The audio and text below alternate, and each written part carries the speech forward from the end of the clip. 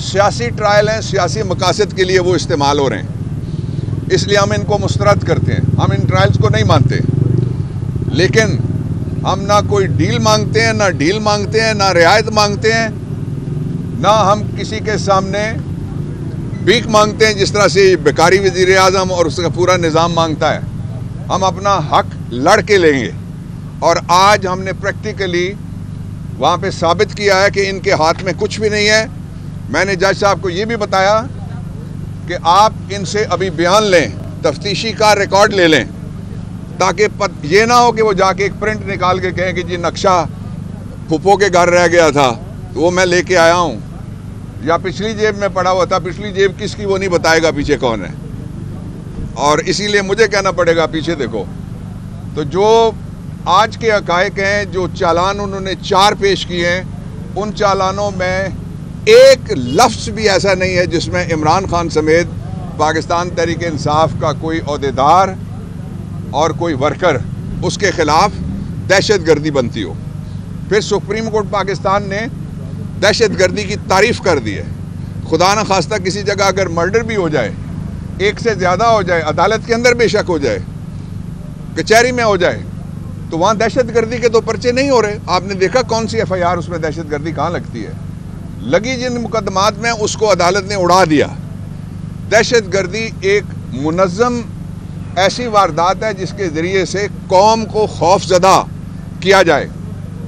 یہ قوم جلسے سے خوف زدہ اس لیے نہیں ہوتی کہ جلسہ کر کے حضرت قائد اعظم نے پاکستان کی تحریک چلائی تھی۔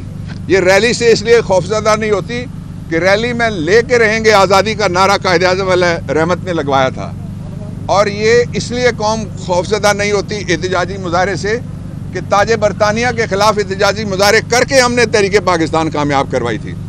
اس لیے جو سیاسی اس وقت مقدمات ہیں ہم اس کو مسترد کرتے ہیں۔ میں ان کی بڑی شدید مذمت کرتا ہوں۔ یہ پاکستان کا اربوں روپیہ انہوں نے ڈبویا ہے سیاسی مقدمات میں، اور نواز شریف کے لیے خوشخبری یہ ہے کہ وہ جتنے بھی کالے قوانین بنا رہے ہیں، جتنے بھی وہ آدھی رات کو کالی ترامیم کر رہے ہیں، ان ترامیم میں یہ اس کا ریکارڈ ہے۔ اس نے 1997 کا بنایا اینٹی ٹیررزم ایکٹ، خود پکڑا گیا۔ اس سے پہلے کراچی کے 8 لڑکے سزائے موت ہو گئے، اپیل ہی نہیں ہوئی، اور وہ اس نے بنایا تھا ملٹری ٹرائل کورٹس، اور ملٹری ٹرائل کورٹس میں اگر وہ کوئی 4-5 مہینے پہلے ختم نہ ہوتا تو نواز شریف اس میں جہاز اغوا کرنے کی سہولت کاری اور پلاننگ میں پکڑا گیا تھا۔ تیسرا اس نے بنایا تھا احتساب ایکٹ 97 اپنے مخالفوں کے لیے، سیاسی مخالفوں کے لیے، اس میں اس کا پورا چور ٹبر پکڑا گیا۔ تو اس لیے پاکستان تحریک انصاف اور پاکستان کے لوگ یہ جانتے ہیں کہ جس طرح دنیا کی سب سے بڑی اسٹیبلشمنٹ کو وی دی پیپل امریکہ نے شکست دی ہے، پاکستان تحریک انصاف کے سامنے کوئی بڑا چیلنج سیاسی موجود نہیں ہے۔ یہ جو سازشی مقدمات ہیں ان کا خاتمہ بہت ضروری ہے۔ ڈاکٹر صاحب، امریکہ کے الیکشن ہوئے، آپ کے ساتھ شبیر ناز صاحب بھی کھڑے ہیں، عمر خلیل صاحب بھی کھڑے ہیں، آپ پوری قیادت کری ہے، کیا امریکی انتخابات کا پاکستان کی سیاست پر اثرات مرتب ہو سکتے ہیں؟ دیکھیں، پہلے دونوں اپوزیشن لیڈرز کو سن لیں، پھر سوال کر لیں۔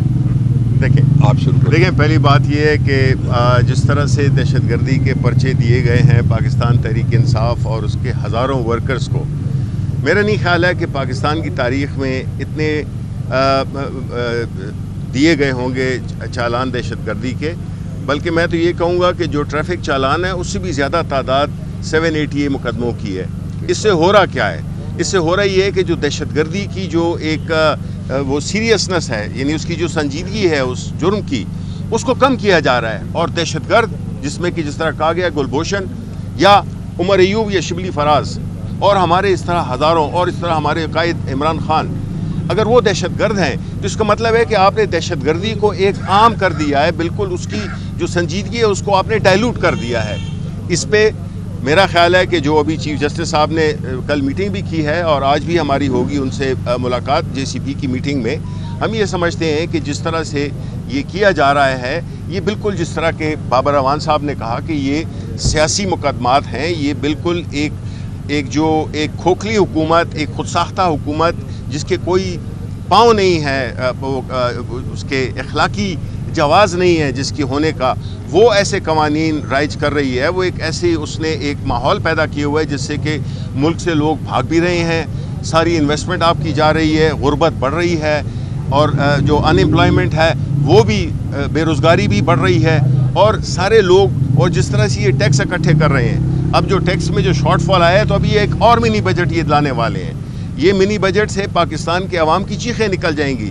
مطلب ہے کہ اس حکومت کا مقصد صرف یہ ہے کہ عوام کی چیخیں نکالیں. نااہل ہیں یہ، انہی کی کیے ہوئے بنائے ہوئے یہ ادارے ہیں، تباہ کیے ہوئے ادارے ہیں.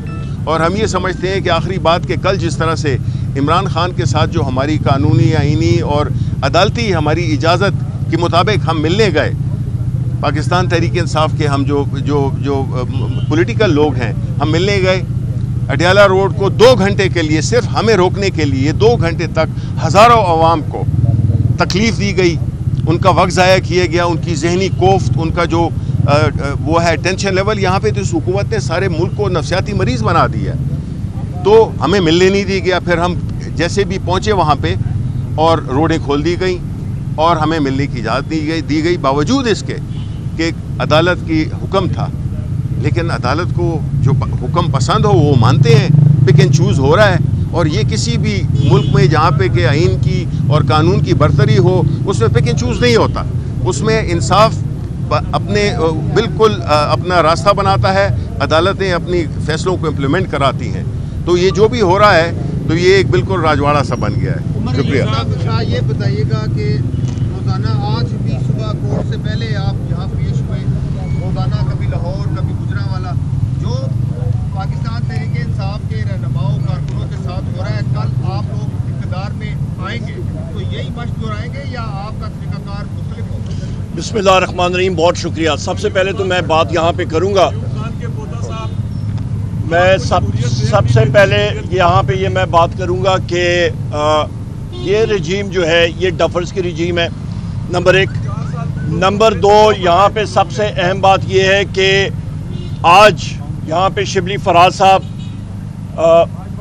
Leader of the opposition senate میں، اور بحیثیت میں خود لیڈر آف دی اپوزیشن قومی اسمبلی میں، الحمدللہ ہم لوگ یہاں پہ پیش ہو رہے ہیں، اور ہم پہ دہشت گردی کے پرچے بھی ہیں. اور المیہ یہ کہ ہم لوگ دونوں جوڈیشل کمیشن کے ممبر بھی ہیں. اور ابھی یہ المیہ دیکھیں کہ دہشت گردی کے پرچے بھی ہیں اور جوڈیشل کمیشن کے ممبر ہیں، جہاں پہ چیف جسٹس آف پاکستان اس کو ہیڈ کر رہے ہیں.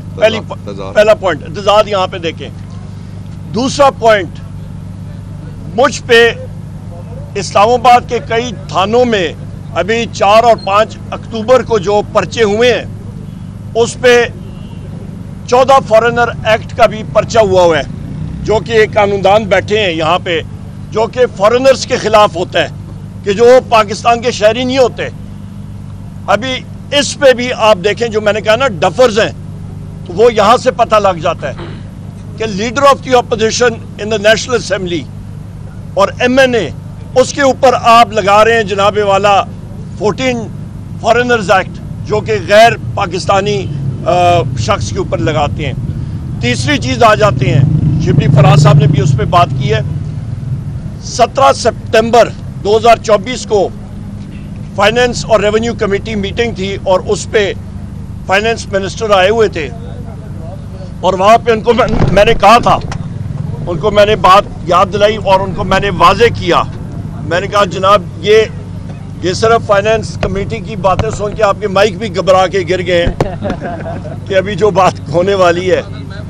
تو جناب والا حقیقت یہ ہے کہ وہاں پہ بھی میں نے کہا تھا کہ یہ منی بجٹ آنے والے، آپ کے فیکٹس اینڈ فگرز ٹھیک نہیں ہیں. آپ کا منی بجٹ آئے گا، آپ کا ریونیو شارٹ فال آئے گا، آپ کا روپے سلائڈ کرے گا، آپ کی جو بیسز ہیں وہ ٹھیک نہیں ہے. اور وہی بات ہوئی، آج دیکھ لیں کل سے اخباروں میں آ رہا ہے کہ IMF ٹیم آ رہی ہے کہ یہ اپنا ریونیو ریکوائرمنٹ پوری نہیں کر رہے ہیں، انرجی کا بحران ہے ملک میں، باقی ساری چیزیں ہو رہی ہیں، مہنگائی دن بدن بڑھ رہی ہے، لوگوں کو مسئلہ آ رہا ہے، انڈسٹریل ایکٹیویٹی تو یہ وہ چیزیں ہیں کہ آپ کو یاد ہونی چاہیے کہ جو وزیر اعظم عمران خان صاحب پہلے بھی کہتے تھے. اور آپ کو یاد دلاتا ہوں کہ جس دن پی ٹی آئی کی حکومت گئی اس وقت پاکستان میں گروتھ ریٹ آپ کی معیشت کی 6% تھی. اس کے فوراً بعد بالکل زمین بوز ہو گئی. آج بھی زمین بوز ہے. تو یہ حالات واقعات ہیں. ہم لوگ ان ساری چیزوں کو کنڈیم کرتے ہیں. ہمارے جو سیاسی قیدی ہیں, سب سے پہلے وزیر اعظم عمران خان صاحب, ان کے بعد پھر ڈاکٹر یاسمین راشد صاحبہ, شاہ محمود قریشی صاحب, ہمارے جناب چودھری اعجاز صاحب سینیٹر صاحب, میاں محمود الرشید صاحب, جناب عمر چیمہ صاحب, ہمارے بشرا بی بی صاحبہ نے جو جیل کاٹی ہے, خان صاحب کی مشیرگان نے کاٹی ہے, اعظم سواتی صاحب اس وقت جیل میں ہیں, آپ کے حسان نیازی صاحب اس وقت جیل میں ہیں, ملٹری کورٹس کے لوگ اندر ہیں, ہمارے کتنے لوگوں کے ساتھ ظلم و ستم ہو رہا ہے. یہ سارے کیسز ہیں جو کہ سیاسی بیسز پہ بنے ہوئے ہیں. ہم لوگ اس کو کنڈیم کرتے ہیں. اور اس کے ساتھ ساتھ آج اقوام متحدہ کی بھی ایک رپورٹ آئی ہے, کل رات کو شائع ہوئی ہے, اور اس پہ انہوں نے یہ کہا ہے کہ سویلینز کا ٹرائل ملٹری کورٹس میں نہیں ہونا چاہیے, اور پاکستان کا ہیومن رائٹس کا ریکارڈ ٹھیک ہونا چاہیے. بہت شکریہ.